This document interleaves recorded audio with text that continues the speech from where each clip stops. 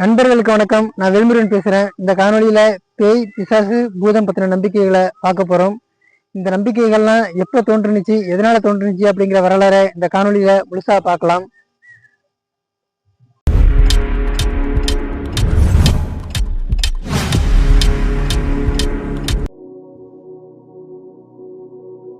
மனித இனம் ஆரம்ப காலகட்டத்துல மலை குகைகள்ல தான் வாழ்ந்தாங்க. அதுக்கப்புறம் அடர்ந்த காடுகள், சமதள பகுதி, புல்வெளி, வெட்டவெளி அப்படின்னு வேற வேற இடங்கள்ல வாழ ஆரம்பிச்சாங்க. இயற்கை எந்த அளவுக்கு அழகானதோ அதே அளவுக்கு ஆபத்தானதும் கூட. அழகும் ஆபத்தும் சேர்ந்ததுதான் இயற்கை. மனிதர்களுக்கு இரண்டு விதமான ஆபத்துகள் இருந்துச்சு. ஒன்று இயற்கை சீற்றங்கள் மற்றும் காலநிலை மாற்றங்கள், இன்னொன்று பாம்புகள் மாதிரியான நச்சு உயிரினங்கள் மற்றும் காட்டு விலங்குகள்.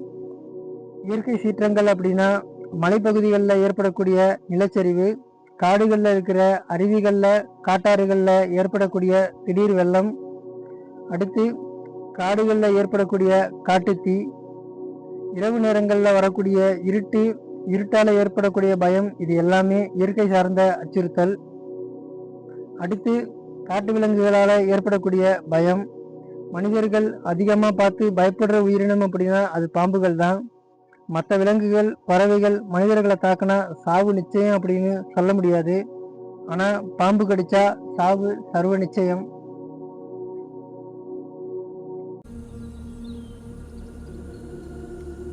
இந்த உலகத்தில் எல்லாத்தையுமே நம்ம தவறு செஞ்சு தான் கற்றுக்க முடியும்.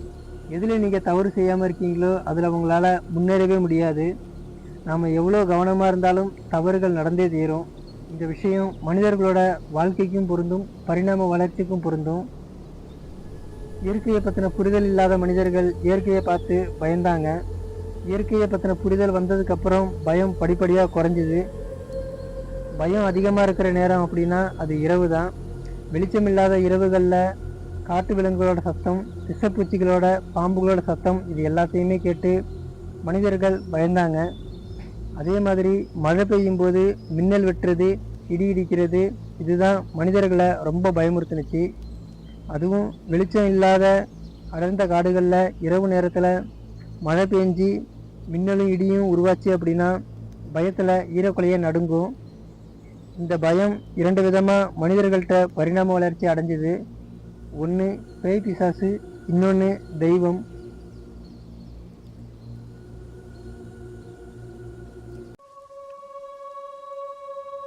வழிபாடு அப்படிங்கிறது முதல்ல பயத்தால தான் உருவானுச்சு. அதுக்கப்புறம்தான் அறிவுபூர்வமான வழிபாடுகள் உருவானுச்சு. 5000 வருஷத்துக்கு முன்னாடி மனிதர்கள் பெண்வெளி சமுதாயமாக தான் இருந்தாங்க. உலகம் முழுக்க பெண்கள் தான் ஆட்சி செஞ்சாங்க. ஆண்கள் பெண்களுக்கு வேலைக்காரனாக தான் இருந்தாங்க. அன்னைக்கு இருந்த ஆண்களும் பெண்களும் இயற்கையை பார்த்து பயந்தாங்க. ஆனால் ஆண்கள் இயற்கையை பார்த்தும் பயந்தாங்க, பெண்களை பார்த்தும் பயந்தாங்க. இதனால தான் 5000 வருஷத்துக்கு முன்னாடி பெண் தெய்வ வழிபாடு தான் இருந்துச்சு, ஆண் தெய்வ வழிபாடே கிடையாது. இயற்கையை மனிதர்கள் ரெண்டு விதமாக அணுகுனாங்க. ஒன்று தங்களை விட வலிமையானதா, தங்களை பாதுகாக்கிற, தங்களை வழி நடத்துகிற தெய்வமாக நினச்சி வழிபட்டாங்க. இன்னொன்று தங்களை பயமுறுத்துகிற, மனிதர்களை அச்சுறுத்தக்கூடிய பேய், பிசாசு, பூதம் அப்படின்னு பயந்து ஒதுங்கி நின்னாங்க. அடர்ந்த காடுகளில் வாழ்ந்த முல்லை நில மனிதர்கள் தங்களை பயமுறுத்துகிற மின்னலை பேயின்னு நினச்சி பயந்தாங்க. பின்னால் இந்த மின்னல் தான் மாயன் வழிபாடாக உருவானுச்சு. மருத நிலத்தில் வாழ்ந்த மக்கள் தங்களை அச்சுறுத்தக்கூடிய இடியை பார்த்து பயந்தாங்க.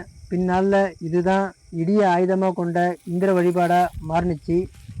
அது மட்டும் இல்லை, இந்த பேய், பிசாசு, பூதம் இதெல்லாம் காடுகளையும் ஊர்களையும் பாதுகாக்கிறதா மக்கள் நம்பினாங்க. இந்த பூதங்கள் பற்றின குறிப்புகள் தமிழ் இலக்கியங்கள்லையும் குறிப்பிடப்பட்டிருக்கு. சிலப்பதிகாரத்தில் புகார் நகரத்தை பாதுகாக்கிறதா சதுக்க பூதம் சொல்லப்படுது.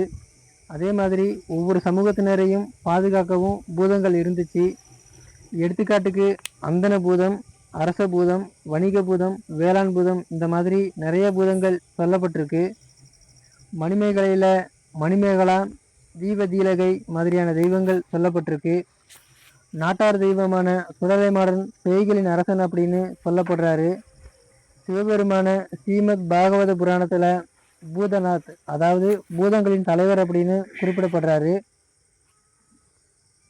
தமிழ்நாட்டை பொறுத்த வரைக்கும் தமிழர்கள் தெய்வத்தை எப்படி பாதுகாக்கிற சக்தியா நினைச்சாங்களோ அதே மாதிரி தான் பேய் பிசாசு பூதம் இது எல்லாத்தையும் தமிழர்கள் காவல் தெய்வமா பாதுகாக்கிற சக்தியா நினைச்சு வணங்கியிருந்தாங்க. தெய்வங்களுக்கு கொடுக்குற படையல் பலி இது ரெண்டையும் தமிழர்கள் பேய் பிசாசு பூதங்களுக்கும் கொடுத்துருக்காங்க. இன்னைக்கும் தமிழர்கள் பேய் பிசாசு பூதங்களுக்கு படையலும் பலியும் கொடுத்துட்டு தான் இருக்காங்க.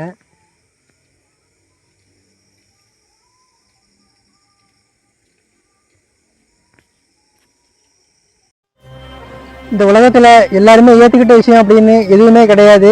பேய் இல்லை அப்படின்னு சொல்றதுக்கு 1000 பேர் இருக்காங்க அப்படின்னாக்கா பேய் இருக்கு அப்படின்னு சொல்றதுக்கும் 1000 பேர் இருப்பாங்க.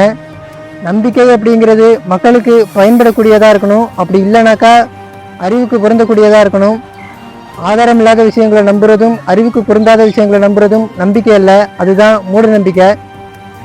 அறியாமையோட பிறக்கிறது நம்ம தப்பு கிடையாது, ஆனால் அறியாமையிலேயே வாழ்றதும் அறியாமையிலே இருக்கிறதும் நம்ம தப்பு தான். அதே மாதிரி பிறக்கும்போது யாரும் நல்லவங்களாகவும் கெட்டவங்களாகவும் பிறக்கிறதில்ல, ஆனால் நல்லவங்களா இருக்கிறதும் கெட்டவங்களா இருக்கிறதும் நம்ம கையில் தான் இருக்குது. அதே மாதிரி நாம் நல்லவங்களா வாழணும், நல்லவங்களா இருக்கணும், அதுதான் நமக்கும் பெருமை, நம்ம அப்பா அம்மாவுக்கும் பெருமை.